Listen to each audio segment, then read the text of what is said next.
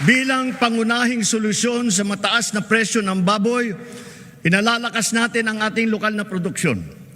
Namimigay tayo ng mga biik at inahin. Nagpapatayo din tayo ng mga biosecured facilities upang lubos na pababain ang presyo ng karne. Nagsimula ng magbakuna labang sa ASF at palalawigin pa natin ito ng pagbabakuna sa lahat. Pinataas natin ang produksyon ng palay, mais, pinya, saging, mangga, kape, kakao, kalamansi, tubo, sibuyas, bawang at iba pang mga agricultural products.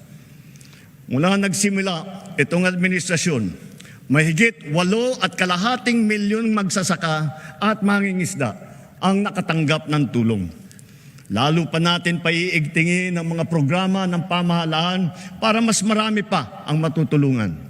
Libo-libong kilometro ng farm-to-market road na ang ginawa na at libo-libong kilometro pa ang pinapasinayaan.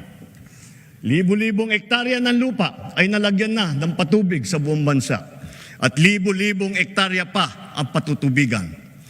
Libo-libo ring makinarya at pasilidad ang ating binuksan at pinamigay para sa mga magsasaka at mangingisda. Marami po tayong ipapatayo na rice processing system.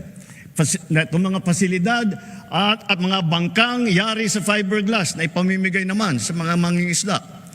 Lahat ng ito ay sumusuporta sa kanila mula paghahanda, sa pagpunla, pag-ani, pagbiyahe hanggang sa pagbenta.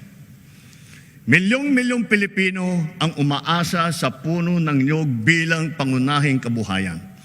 Mula ngayong taon, hindi bababa sa 15 milyong hybrid at mataas na klaseng mga binhi ng niyog ang ating itatanim sa iba't ibang panig ng Pilipinas.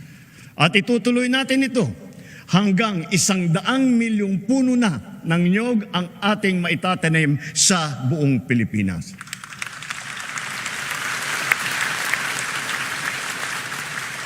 At upang lubos na pasiglahin ang industriya ng niyog, hihilingin natin sa Kongreso na amyendahan ang Coconut Farmers and Industry Trust Fund Act para naman maging mas angkop sa mga pangangailangan ng ating mga magsasaka.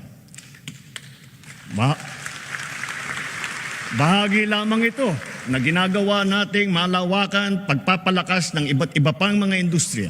Kasama dito ang industriya ng asin, pagproproseso, pag-export ng niyog.